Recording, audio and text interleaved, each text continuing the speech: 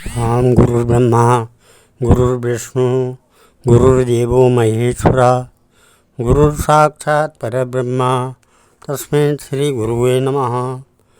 ॐ वन्दे देव उमापतिं सुरगुरुं वन्दे जगत्कारणं वन्दे पन्नगभूषणं मृगधरं वन्दे पशूनां पतिं वन्दे सूर्यशशाङ्कवह्निनयनं वन्दे मुकुन्दप्रियं वन्दे भक्तजनाश्रयं च वरदां वन्दे शिवं शङ्करम्। आदौ रामतपोवनादिगमनं हत्वा मृगं काञ्चनं वैदेहीहरणं जटायुमरणं सुग्रीवसम्भाषणं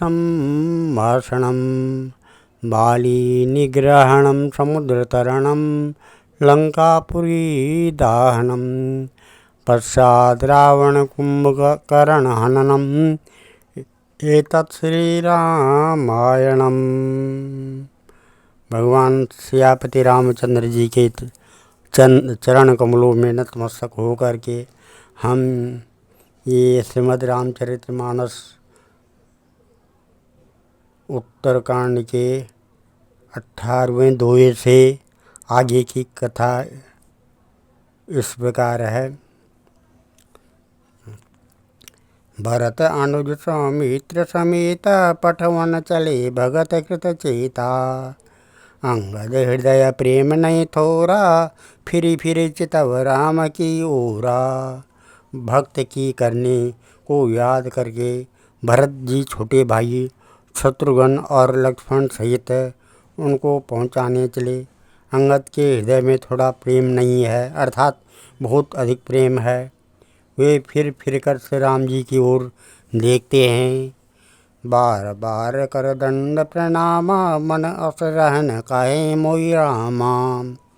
राम बिलोकने बोलने चलनी सुमर सुमर सोचत हंसी मिलनी। और बार बार दंडवत प्रणाम करते हैं। मन में ऐसा आता है कि श्री राम जी मुझे रहने को कह दें।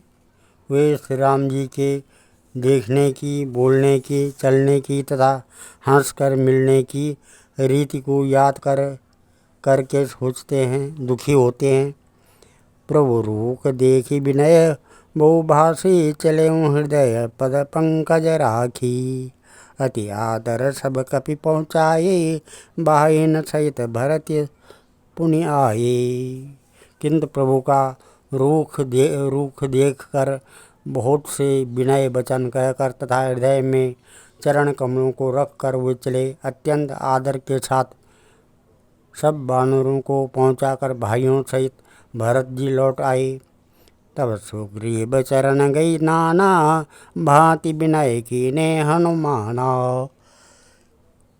दिन दस करि रघुपति पद सोच सेवा पुण्य तब चरण देखऊं देवा। तब हनुमान जी ने सुग्रीव के चरण पकड़कर उनके अनेक प्रकार से विनती की और कहा, है देव, 10 कुछ दिन श्री रघुनाथ जी की चरण सेवा करके फिर मैं आकर आपके चरणों के दर्शन करूँगा।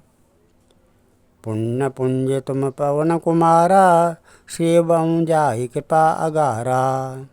अस कही कपि सब चले तुरंता अंगद कहे सुनऊ हनुमंता। सुग्रीव ने कहा, है पवन कुमार, तुम पुण्य की राशि हो जो भगवान ने तुमको अपनी सेवा में रख लिया। जाकर कृपा धाम श्री राम जी की सेवा करो। सब वानर ऐसा कहकर तुरंत चल पड़े। अंगद ने कहा, है हनुमान, सुनो। कहूँ दंडवत प्रभु से तुम्हें कहूँ कर जोरी। हे बार बार रघुनायक सुरत करायूँ मोही। मैं तुमसे हाथ जोड़कर कहता हूँ कि प्रभु से मेरी दंडवत कहना और श्री रघुनाथ जी को बार बार मेरी याद कराते रहना। अस कही चले हूँ बाल सुत फिर आयऊँ हनुमंत। तासु प्रीति प्रभु सनकई मगन भये भगवंत। ऐसा कहकर बाली पुत्र अंगद चले। तब हनुमान जी लौट आए और आकर प्रभु से उनका प्रेम वर्णन किया। उसे सुनकर भगवान प्रेम मग्न हो गए। कुलिसमु चाय कठोर अति कोमल कुसमु चाय। चित खगेश राम कर समुझ परें कहूँ काहि। काकभूषुंडी जी कहते हैं, है गरुड़ जी, श्री राम जी का चित्त वज्र से भी अत्यंत कठोर और फूल से भी अत्यंत कोमल है। तब कहिए वह किसकी समझ में आ सकता है। पुण्य कृपाल लियो बोल निषादा। दीन भूषण बसन प्रसादा। जाऊ भवन मम सुमिरन करहूँ। मन क्रम बचन धर्म अनुसरहूँ। फिर कृपालु श्री राम जी ने निषाद राज को बुला लिया और उसे भूषण वस्त्र प्रसाद में दिए। फिर कहा, अब तुम भी घर जाओ, वहाँ मेरा स्मरण करते रहना और मन वचन तथा कर्म से धर्म के अनुसार चलना। तुम मम सखा भरत संभ्राता। सदा देहूँ पुर आवत जाता। बचन सुनत उपजा सुख भारी। परेऊँ चरण भरी लोचन बारी। तुम मेरे मित्र हो और भरत के समान भाई हो। अयोध्या में सदा आते जाते रहना। यह वचन सुनते ही उसको भारी सुख उत्पन्न हुआ। नेत्रों में आनंद और प्रेम के आंसुओं का जल भरकर वह चरणों में गिर पड़ा। चरण नलिन उरधरी गिर आवा। प्रभु स्वभाव पर जनन सुनावा। रघुपति चरित देख पुरवासी। पुण्य पुण्य काहें धन्य सुख राशि। फिर भगवान के चरण कमलों को हृदय में रखकर वह घर आया और आकर अपने कुटुंबियों को उसने प्रभु का स्वभाव सुनाया। श्री रघुनाथ जी का यह चरित्र देखकर अवधपुरवासी बार बार कहते हैं कि सुख की राशि श्री रामचंद्र जी धन्य हैं। राम राज बैठे त्रैलोका। हर्ष भये गए सब शोका। भयर न कर काऊ सन कोई। राम प्रताप विषमता खोई। श्री रामचंद्र जी के राज्य पर प्रतिष्ठित होने पर तीनों लोग हर्षित हो गए। उनके सारे शोक जाते रहे। कोई किसी से बैर नहीं करता। श्री रामचंद्र जी के प्रताप से सबकी विषमता आंतरिक भेदभाव मिट गए। वर्णाश्रम निज निज धर्म। निरत वेद पथ लोग। चलें सदा पावें सुखई। नए भय सो न रोग। सियावर राम जय जय राम। मेरे प्रभु राम जय जय राम। सब लोग अपने अपने वर्ण और आश्रम के अनुकूल धर्म में तत्पर हुए। सदा वेद मार्ग चलते हैं और सुख पाते हैं। उन्हें न किसी बात का भय है, न शोक है, न कोई रोग ही सताता है। दैहिक दैविक भौतिक तापा। राम राज नहीं काहुँ व्यापा। सब नर करहीं परस्पर प्रीति। चलें स्वधर्म निरत श्रुति नीति। राम राज्य में दैहिक दैविक और भौतिक ताप किसी को नहीं व्यापते। सब मनुष्य परस्पर प्रेम करते हैं और वेदों में बताई हुई नीति मर्यादा में तत्पर रहकर अपने अपने धर्म का पालन करते हैं।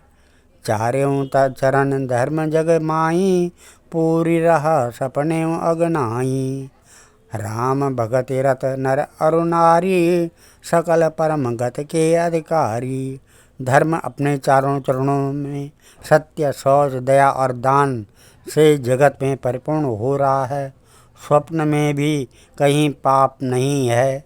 पुरुष और स्त्री सभी राम भक्ति के परायण हैं और सभी परम गति मोक्ष के अधिकारी हैं। अल्प मृत्यु नहीं कवनियो पीरा। सब सुंदर सब विरुज शरीरा। नहीं दरिद्र को दुखी न दीना। नहीं कहो अबुद लक्ष्य नहीं ना। छोटी अवस्था में मृत्यु नहीं होती, न किसी को कोई पीड़ा होती है। सभी के शरीर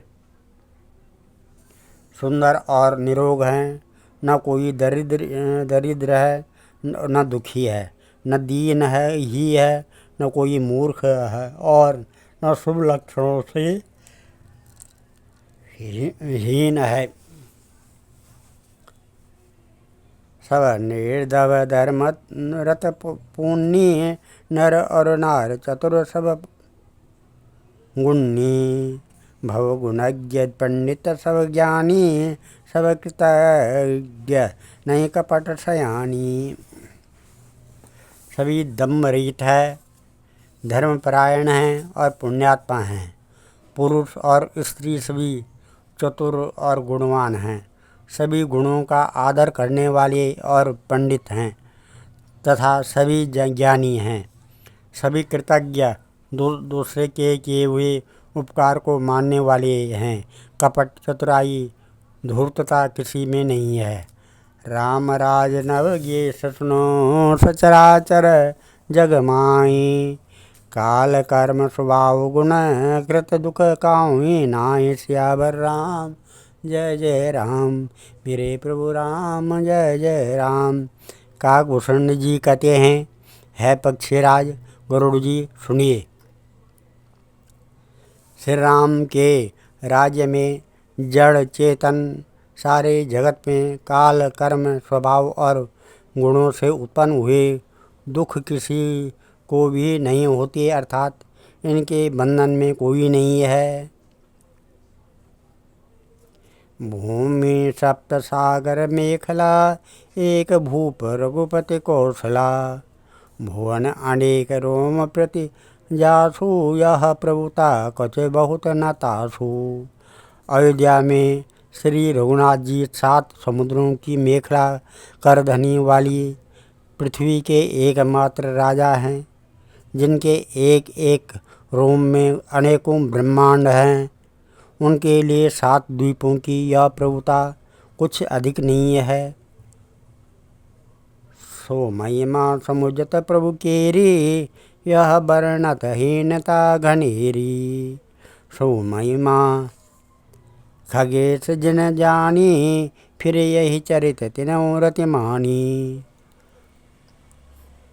बल्कि प्रभु की उस महिमा को समझ लेने पर तो यह कहने में कि वे 7 समुद्र से घिरी हुई सप्त द्वीपमयी पृथ्वी के एक छत्र सम्राट हैं, उनकी बड़ी हीनता होती है। परंतु है गरुड़ जी, जिन्होंने वह महिमा जान भी ली है, वे भी फिर इस लीला में बड़ा प्रेम मानते हैं। सो जाने कर फल यह लीला, करई महामुनिवर 10 दमशीला।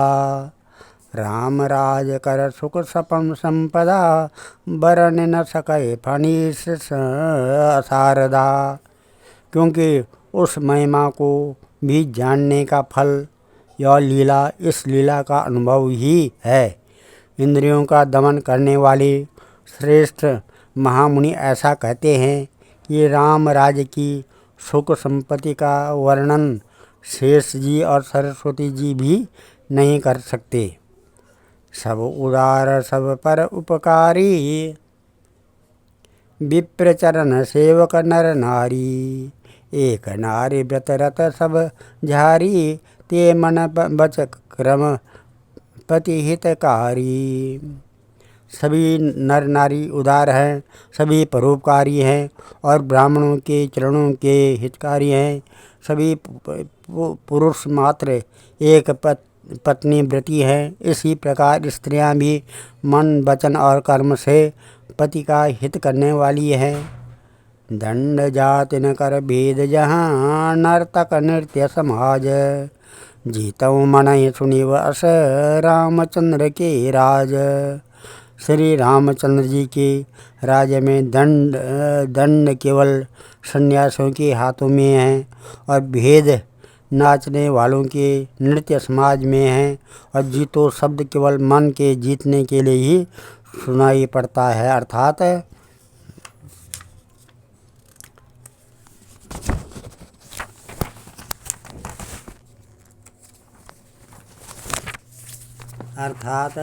राजनीति में शत्रुओं को जीतने तरह चोर डाकुओं आदि को दमन करने के लिए साम दाम दंड भेद ये 4 उपाय किए जाते हैं। राम राज्य में कोई शत्रु है ही नहीं, इसलिए जीतो शब्द केवल मन के जीतने के लिए कहा जाता है। कोई अपराध करता है ही नहीं, इसलिए दंड किसी को नहीं होता है। दंड शब्द केवल सन्यासियों के हाथ में रहने वाले दंड के लिए ही रह गया है तथा सभी अनुकूल होने के कारण भेद नीति की आवश्यकता ही नहीं रह गई। भेद शब्द केवल सुर ताल के भेद के लिए ही कानों में आता है। आज हम इस कथा को यहीं पर विराम देते हैं। कल श्रीमद् रामचरितमानस उत्तरकांड के 22वें दोहे से आगे की कथा पढ़ेंगे। ओम मंगलम भगवान विष्णु मंगलम गरुड़ध्वज मंगलम पुंडरीकाक्षा मंगलाय तनो हरि मंगलम भगवान शंभु मंगलम वृषभध्वज मंगलम पार्वतीनाथ मंगलाय शिव शंकर। ओम सर्वमंगल मांगल्ये शिवे सर्वार्थ साधके शरणे त्र्यंबके गौरी नारायणी नमस्तुते। अन्नपूर्णे सदापूर्णे शंकर प्राण वल्लभे ज्ञान सौभाग्य सिद्ध्यर्थम भिक्षाम देहि च पार्वती। सर्वे भवन्तु सुखिनः सर्वे सन्तु निरामया सर्वे भद्राणि पश्यन्तु मा कश्चित् दुःखभाग् भवेत्। ओम धन्यवाद।